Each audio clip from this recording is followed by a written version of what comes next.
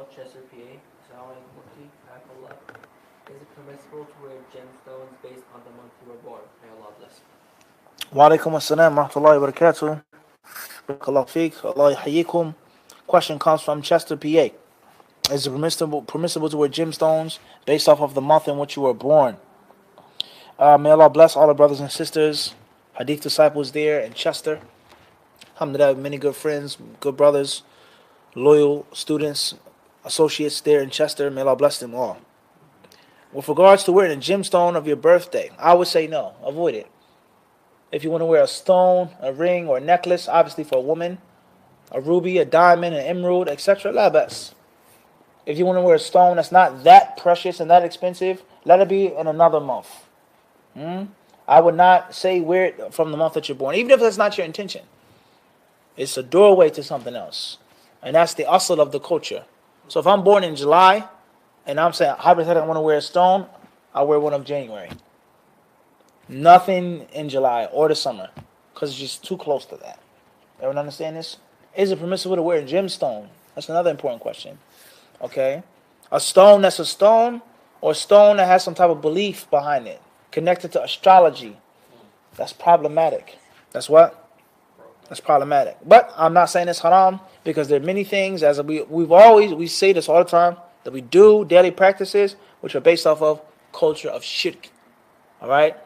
Me and Ustad Zakaria, we were eating dinner one night, and he pulled out a wallet to pay for the food. He wouldn't let me pay.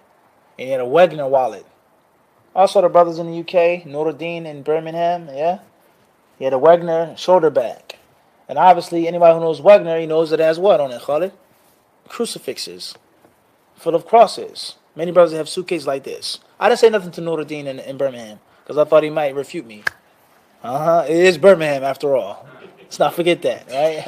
It is what? This is Birmingham. So he pulled out the wallet, and when we got in the car, I said, Zakaria, I said, that's a nice cross on your wallet. So, I came right at him. He started laughing. He's like, Istihala ya Sheikh, al-istihala. He's saying basically that there's a ruling called al-istihala. It's khamar, bananas, vinegar. It's morphed into something else. It's no longer the original what? The original ruling. That people wore a crucifix or wore a cross for a religious purpose, but it doesn't mean that that's the people wearing it in 2018 on a wallet or on a knife, Swiss Army knife. Like Red Cross. Red Cross has become a symbol for what? Charity, or a first aid kit has a what on it? Cross. It's not necessarily a religious symbol. It's not necessarily what? So that was his rationale. And that was a good answer that he gave. I didn't say I agree with him 100%, but it was a good answer. It was a good answer. So then we start discussing other things. This is the highlighting point of my question about the gemstone. And I gave him a fa'idah with regards to a proof that he could have used too as well to counter me. I said, well, instead of saying istihala, you could have mentioned Bluetooth. He said, what about Bluetooth? What are you talking about? What spooky Sufi stuff you talking about now, Sheikh? I said, you don't know about Bluetooth? So I started telling him some things, as if he didn't believe me. So I went to Wikipedia, Google, and I started reading the history of Bluetooth and where Bluetooth comes from. And have you ever asked yourself, what is that symbol? What does that mean? What is that? The Wi-Fi signal is clear. Airplane mode signal is clear. Podcast thingy, lock, all these symbols are what? They're clear. But what is a Bluetooth symbol? What is that? And where does that come from? Why does it look so strange and peculiar in light of the rest of the media symbols? You ever ask yourself the question? There's a sign for play, stop, forward, pause, repeat, loop. Clear, tangible. What is a Bluetooth symbol? And where does it come from? And why does it look? Doesn't it look strange in light of everything else? The shape is not like the other shapes. So I started reading him some things of Bluetooth, and he was shocked. He's like, wow. And I said, Bluetooth, and I'm not going to give you everything right now. And back in those days, no question, was shirk. Everything about that symbol is shirk, polytheism. It's a rune. It's a combination of two ancient Norse or Nordic runes put together from King Harold, who had a blue tooth or dark tooth. And the people who invented Bluetooth in the late 90s, Sony Ericsson. You take out Sony Ericsson, the son of Eric.